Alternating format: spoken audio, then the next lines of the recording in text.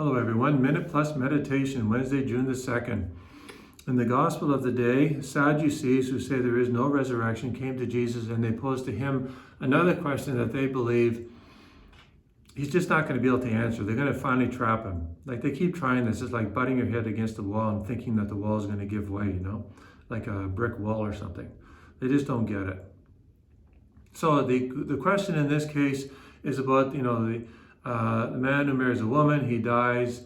The brother takes her, he dies, and all seven take her, and finally, so they all die, and she dies. So they're mocking the situation. They're mocking, whose wife will she be in the resurrection? Ha, ha, ha. Jesus says, you don't even, and he's not doing it with this attitude. This is my attitude for emphasis. Like, you people don't know anything about the Bible. You think you know the Bible because you can quote a bunch of verses. You don't know anything about the Bible. And then our Lord really gives them a lesson, but he doesn't do it in a smart alecky way. I'm doing that for effect. He quotes from the Torah, right? He is not God of the dead, but of the living, all right? Because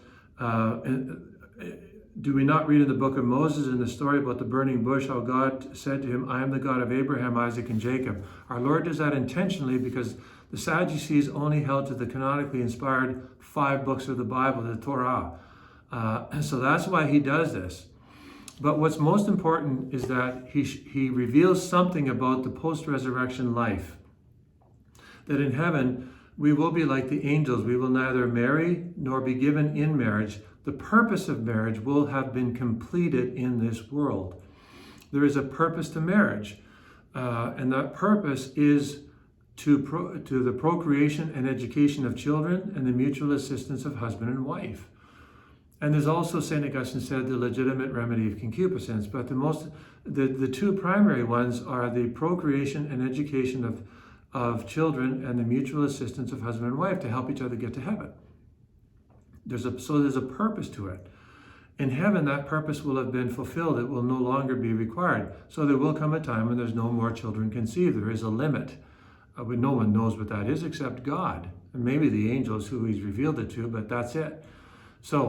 And what he's also revealing is something about what the purpose, one of the things that celibacy does, and John Paul II spoke about this quite a bit, is that it is, in effect, it manifests the post-resurrection life. If a celibate lives, objectively it does this no matter how the celibate lives his or her life. But if the celibate lives the life of joy, which they should live, nobody should accept this call to celibacy because it is a call. It's not something we should run into to avoid something else. We have to accept an invitation by the Lord to live this life. Otherwise, it's not going to work. Not going to be happy and joyful.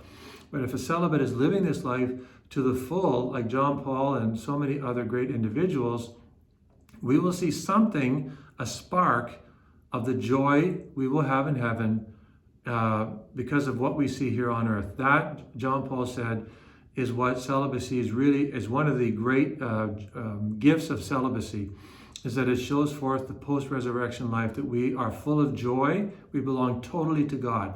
Will you know your wife or your husband in heaven? Yeah, of course you will. But it will just be different.